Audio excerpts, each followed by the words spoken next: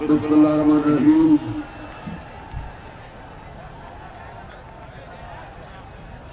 ایاک نعبد و ایاک نستعین.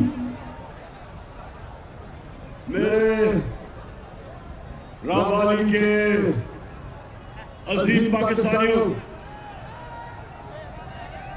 میں آج آپ کے سامنے جو ملک کے حالات ہیں جس کی وجہ سے ہم آج اس راستے پہ حقیقی آزادی کی مارچ اسلام آباد میں جس وجہ سے لے کے جا رہے ہیں، میں سارے راوالی کے میرے باشعور پاکستانیوں، آپ نے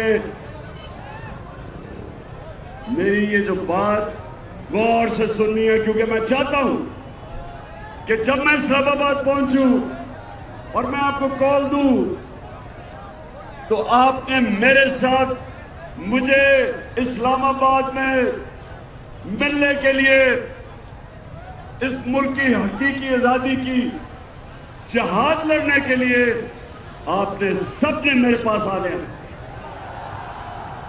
اب پہلی وجہ کیا؟ پہلی وجہ یہ، ذرا غور سے ابھی میری بات سننا. پتہ نہیں راوالی میری کب آپ سے ملاقات ہوگی اس کے بعد، تو غور سے میری بات سنیں. سب سے پہلے ایک چیز اپنے ذہن میں ڈال لیں کہ جب تک ایک معاشرے کے اندر انصاف نہیں ہوتا وہاں خوشحالی نہیں آتی. یہ ذہنوں میں ڈال لو کہ انصاف کا مطلب کیا، کہ سارے شہری قانون کے سامنے ایک برابر ہوتے ہیں. طاقتور اور کمزور کے لیے ایک قانون ہوتا ہے، اس کو انصاف کہتے ہیں. پہلے یہ سمجھیں انصاف کیا ہوتا ہے. انصاف کا مطلب ہر شہری کے جو حقوق ہوتے ہیں ان کی اس ملک کی عدالتیں حفاظت کرتی ہیں. اور میرے نبی صلی اللہ علیہ وسلم نے مدینہ میں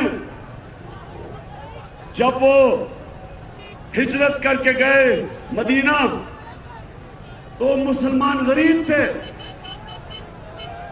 برے حالات تھے. اس کو نیچے کر دو، نیچے کر دو. برے حالات تھے، لیکن میرے نبی صلی اللہ علیہ وسلم نے سب سے پہلے عدل اور انصاف قائم کیا. خوشحالی بعد میں آئی، پہلے انصاف آیا.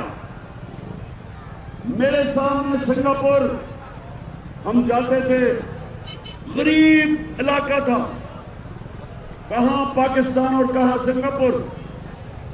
ہم سب سے تیزی سے ترقی کر رہے تھے 50 سال پہلے، 55-60 سال پہلے. سنگاپور آزاد ہوتا ہے، ایک ان کا لیڈر آتا ہے اور سب سے پہلے انصاف قائم کرتا ہے. سنگاپور میں سب سے پہلے کمزور اور طاقتور کے لیے ایک قانون بناتا ہے، کرپشن ختم ہو جاتی ہے. پاکستان آج ہماری اوسط آمدنی تقریباً $2000 ہے. سنگاپور اور ہماری اوسط آمدنی 55 سال پہلے ایک ہی جتنی تھی. کیونکہ سنگاپور میں انصاف قائم کیا، آج ہماری تقریباً $2000 ہے. سنگاپور کی $60,000 اوسط آمدنی ہے. آگے نکل گیا کیونکہ اس نے رحمت للعالمین میرے نبی صلی اللہ علیہ وسلم سب انسانوں کے لیے رحمت بن کے آئے تھے. جو بھی ان کے راستے پہ چلے گا، چاہے وہ مسلمان ہو یا نہ ہو، اللہ کی نعمتیں برکتیں آئیں گی، خوشحالی آئے گی. وہ آگے نکل گیا. ہمارا سب سے بڑا مسئلہ، میں اپنے نوجوان کو بتانا چاہتا ہوں، سب سے بڑا مسئلہ یہ ہے کہ انصاف نہیں ہے. چھوٹا چور چوری کر کے جیل میں، اور بڑا ڈاکو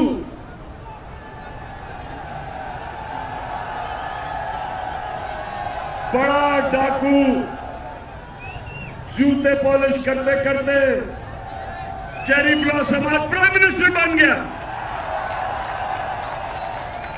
ذرا یہ ذرا سنیں. اور کیونکہ میرے عظیم لیڈر، میرے اللہ کے پیغمبر، انہوں نے، میں چاہتا ہوں ساری قوم، میں بلکہ انشاءاللہ جب ہمیں اللہ نے حکومت دی تو میں چاہوں گا کہ ان کی حدیث ہر اسکول میں لگی ہو، ہر یونیورسٹی میں لگی ہو، ہر آفس میں لگی ہو. اور وہ یہ کہ میرے نبی نے کہا کہ تمہارے سے پہلے بڑی قومیں تباہ ہوئی. جو جب چھوٹا چور کرتا تھا تو جیل میں، چوری کرتا تھا وہ جیل میں، اور بڑے ڈاکو کو جو قومیں نہیں سزا دے سکتی تھی وہ تباہ ہو جاتی تھی. اب یہ شہباز شریف کا ذرا سنو. اس کو 16 ارب روپے کی کرپشن کے کیس میں سزا ہونے والی تھی، جبکہ اس کو بچایا گیا، سازش کے تحت اس کو اوپر بٹھایا گیا. اور جب یہ اوپر بیٹھا 16 ارب روپے کا ایف آئی اے کا کیس تھا، جب سے یہ اوپر بیٹھا، یہ ذرا غور سے سنیں. میں کیا کروں؟ سنیں ذرا. سب سے پہلے چار گواہ تھے جن کے نام پہ اس نے 16 ارب روپیہ لیا تھا. اس میں گلزار احمد، وہ چپڑاسی تھا رمضان شوگر مل میں، وہ مر گیا، پتہ ہی نہیں چلا مرا کیسے. مزمل راجہ، وہ کیش بوائے تھا رمضان شوگر مل میں، وہ ہارٹ اٹیک سے مر گیا. یہ 2 مہینے میں آتے ساتھ ہی، ان کے پہلے 2 مہینے میں وہ مرا. غلام صابر جو مزمل کا رشتہ دار تھا، وہ ہارٹ اٹیک سے مر گیا، بھائی تھا، وہ ہارٹ اٹیک سے مر گیا. مقصود چپڑاسی جس کے اکاؤنٹ میں 4 ارب روپیہ آیا تھا، 400 کروڑ روپیہ، وہ ہارٹ اٹیک سے مر گیا. ڈاکٹر رضوان جو ایف آئی اے کا انویسٹیگیٹ کر رہا تھا یہ کیس شہباز شریف کا اور بیٹوں کا، وہ انویسٹیگیٹنگ آفیسر، وہ ہارٹ اٹیک سے مر گیا. اور ایک اور جو انویسٹیگیٹ کر رہا تھا ندیم اختر، اس کو بھی ہارٹ اٹیک ہوا لیکن وہ بچ گیا. اب یہ سنیں، کسی اور ملک میں یہ ہوتا، میں یورپ کی بات کر رہا ہوں، میں ان ملکوں کی بات کر رہا ہوں جدھر انصاف ہے. ابھی انویسٹیگیشن ہونی تھی، اس کے اوپر انویسٹیگیشن ہونی تھی. کسی نے نہیں پوچھا کہ کیسے سارے لوگ جو گواہ تھے سب مر گئے. اور اس کے علاوہ رانا ثناء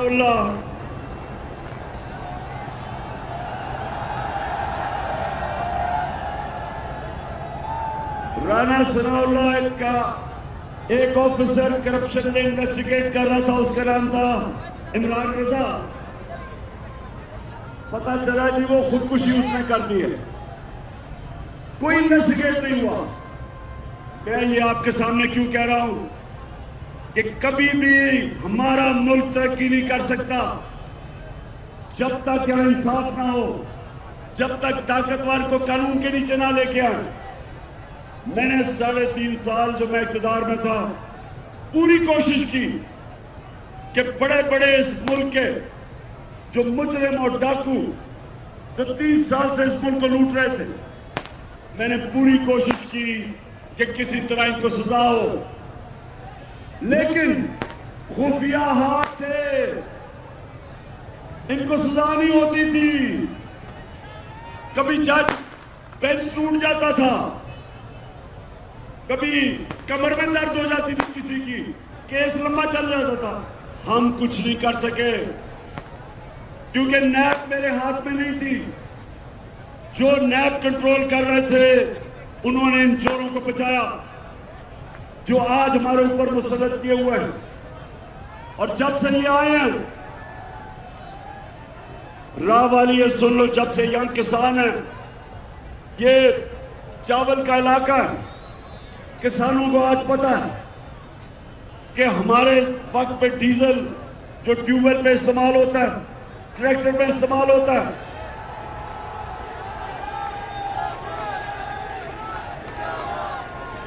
سوری میں غلط سے کہہ گیا، فضل الرحمان جو استعمال ہوتا ہے ان ساری چیزوں میں، 150 روپے لیٹر قیمت تھی فضل الرحمان کی جب ہم تھے 6 مہینے پہلے.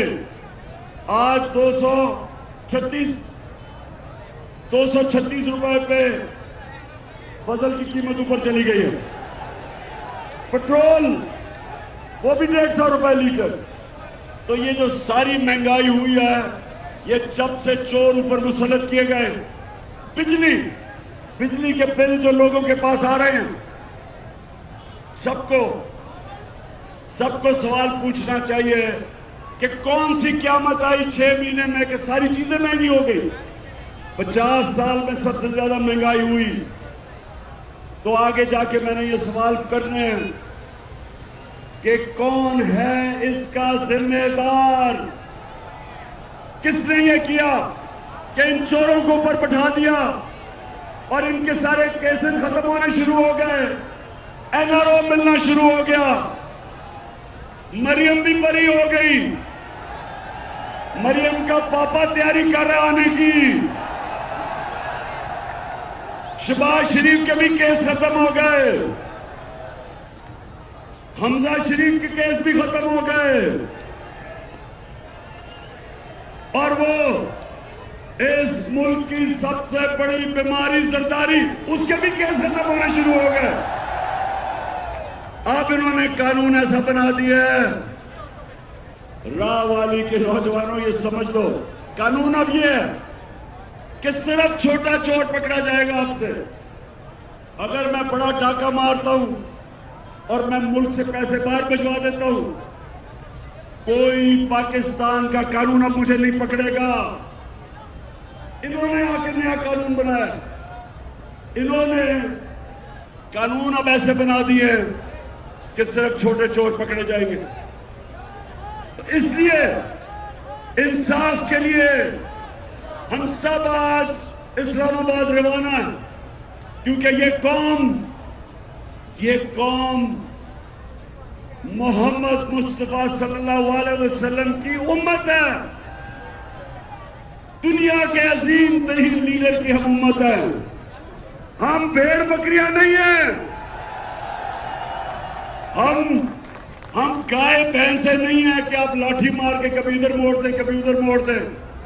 آج انہیں کل کہتے تھے چور ہیں، آج کہتے ہیں کہ جی وہ NRO دے دیا، اب صاحب پاک ہو گئے ہیں. مشرف نے ان کو چور کہا تھا، ان کے اوپر کیسز کیے، اس نے پھر NRO دے دیا.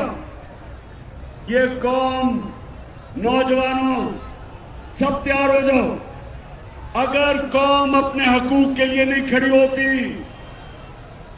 ان کو جانوروں کی طرح رکھا جاتا ہے. جانوروں کی کوئی حقوق نہیں ہوتے.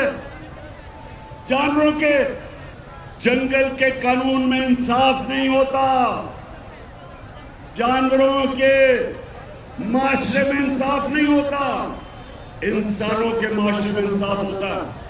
اور ہم یہ انصاف جس سے ہم آزادی چاہتے ہیں، اپنی حقیقی آزادی، اس کے لیے نکلے ہیں. آپ نے سب نے میرے ساتھ دینا ہے. اور میں آپ سب کے سامنے آخر میں یہ کہتا ہوں کہ میری نظر میں اس سے بہتر ہے کہ انسان مر جائے بجائے غلامی کسی کی کرے. میں میاں طارق تمہارا بھی شکریہ ادا کر رہا ہوں، اور جمال ناصر آپ کا بھی जो आपने मेहनत की, और मैं आप सबसे आखिर में हल्फ लूंगा, हाथ खड़ा करके आपने मेरे साथ हल्फ ले लेना। मैं यहाँ से पढ़ूंगा, आपने रिपीट करना है, हाथ ऊपर पीछे तक। बिस्मिल्लाहिर्रहमानिर्रहीम। हम हल्फ उठाते हैं कि हम पाकिस्तान के आइन की हमेशा पासदारी करेंगे और हम कभी भी अल्लाह के सिवा किसी के सामने नहीं झुकेंगे, और हम हकीकी आज़ादी के इस जिहाद में इमरान खान के साथ आखिर तक जद्दोजहद करेंगे। अल्लाह हम सबका हामी और नासिर हो। आमीन। चलिए।